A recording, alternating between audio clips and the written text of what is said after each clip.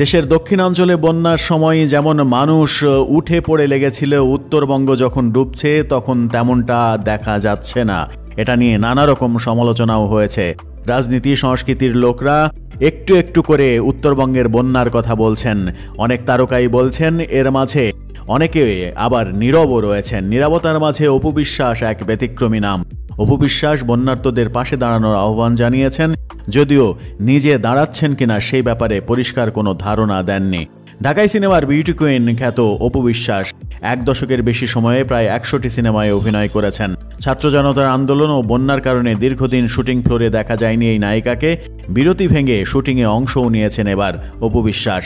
এদিকে টানা বৃষ্টি আর উজান থেকে নেমে আসা পাহাড়ি ঢলে তিস্তা নদীর পানি এখন বিপদসীমার উপর দিয়ে প্রবাহিত হয়ে রংপুরের 4 জেলায় শতাধিক গ্রাম প্লাবিত হয়েছে। পানিবন্দী হয়ে পড়েছেন হাজারো মানুষ।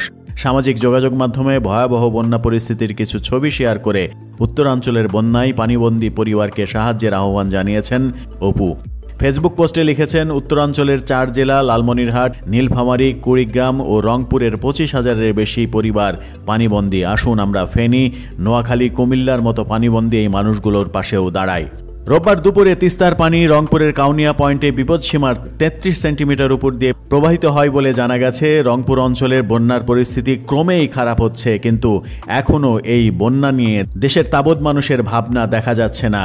বৈষম্যবিরোধী আন্দোলনকারী ছাত্ররা যেমন কুমিল্লা, ফেনী, নোয়াখালী অঞ্চলের বন্যার জন্য ত্রাণ সংগ্রহ করেছিল, সেই ত্রাণের টাকা এখনও জমা রয়েছে। সেই ত্রাণের টাকা ব্যাংকে অলস ফেলে না রেখে রংপুরের বন্যার মানুষের জন্য দেয়া হবে কিনা সেই প্রশ্নও কিন্তু সামনে আসছে। উত্তরটা এখনও পাওয়া যায়নি।